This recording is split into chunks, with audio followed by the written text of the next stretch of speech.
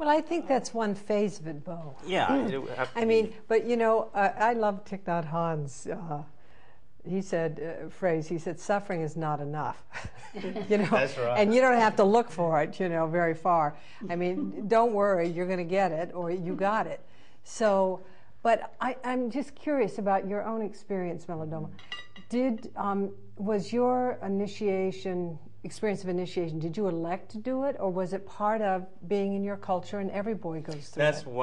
That's what established you as a man.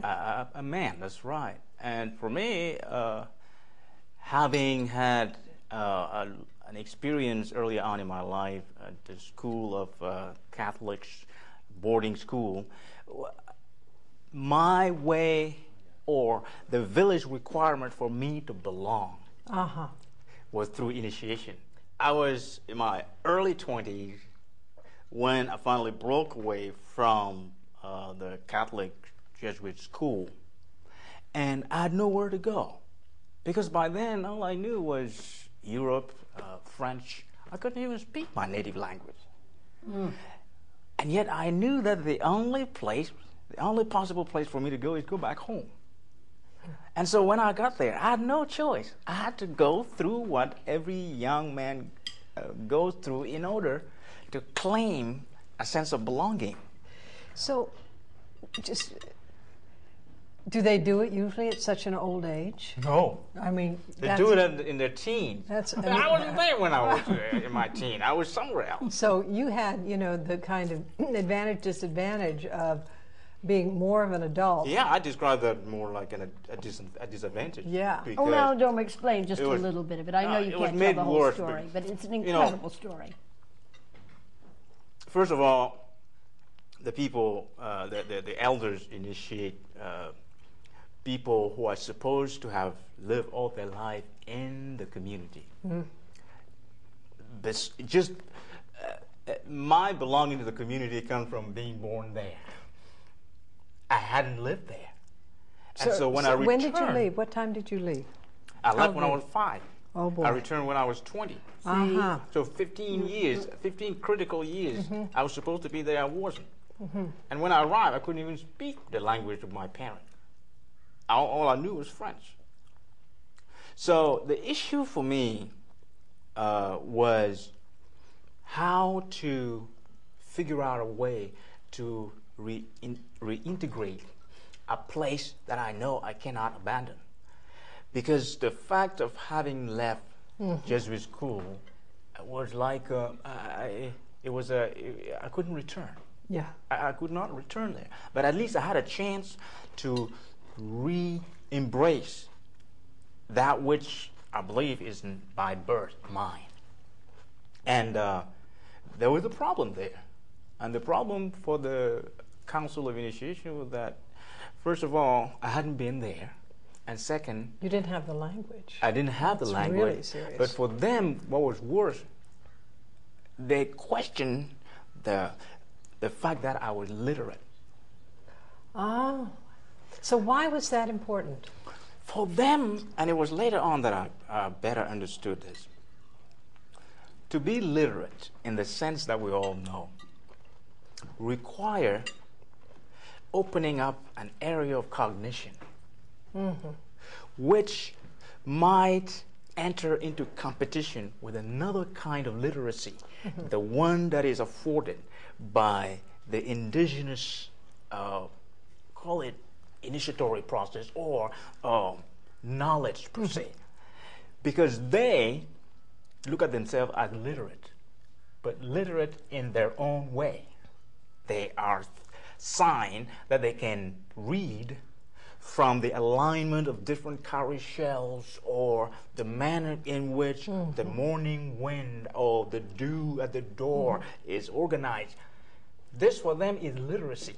Yeah. The text is the whole world. That's right. It's not an abstraction of the whole world, which is something that we call language. You know, the alphabet is in a way, a very alienating mechanism. Absolutely. And so they were worried that someone who had been taught a different kind of literacy might be in danger trying to embrace this other one, what would two types of literacy do to a person?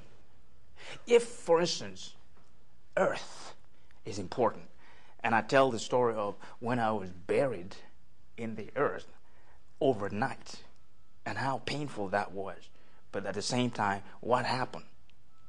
What happened? Tell us what happened. Tell us right now what happened. Everybody's dying to know. Well, it's just that as the pain intensifies to the point where you feel like this is it, you are finished, you're going to die, something else takes over.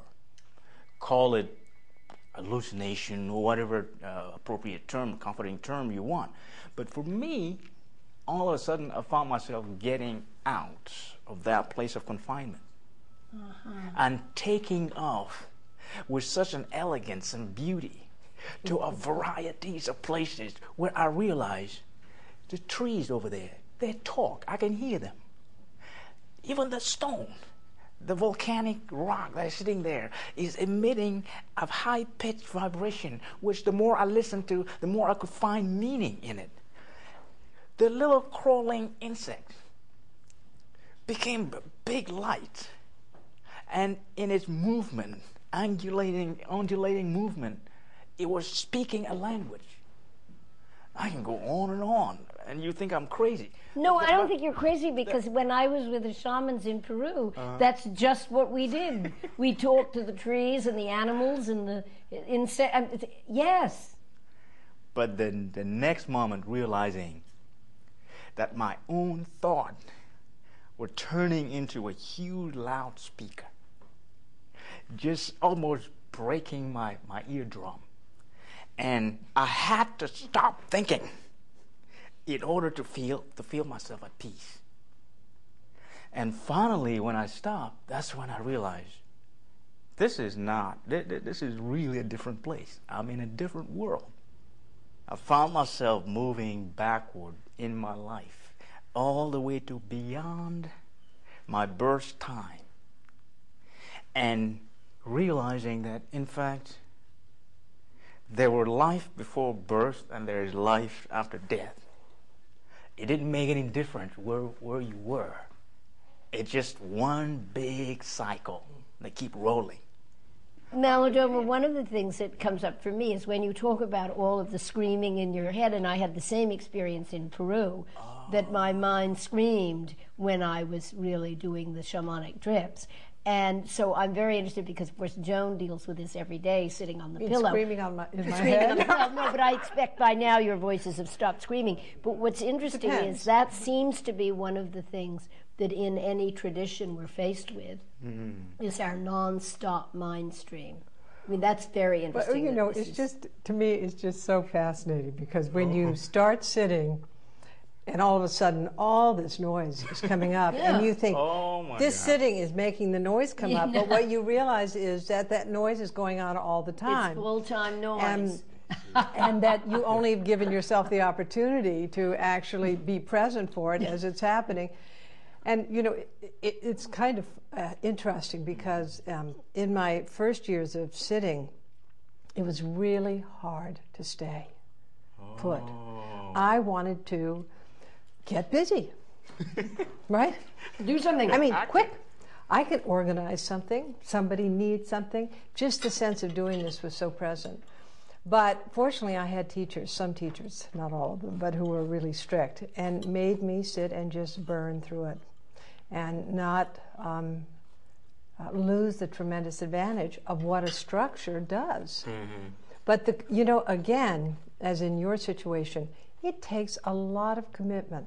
It's very interesting, because in Buddhism, it's not so much, or at least in Zen, it's not so much about finding the kind of magic that fascinates us all. It's actually about finding the, you know, the utter magic, the miracle of this glass of water. That's right. That's really, you know, where our life opens up. And I think at a certain point in practice, the imagination, the experience of imagination and invention is really powerful.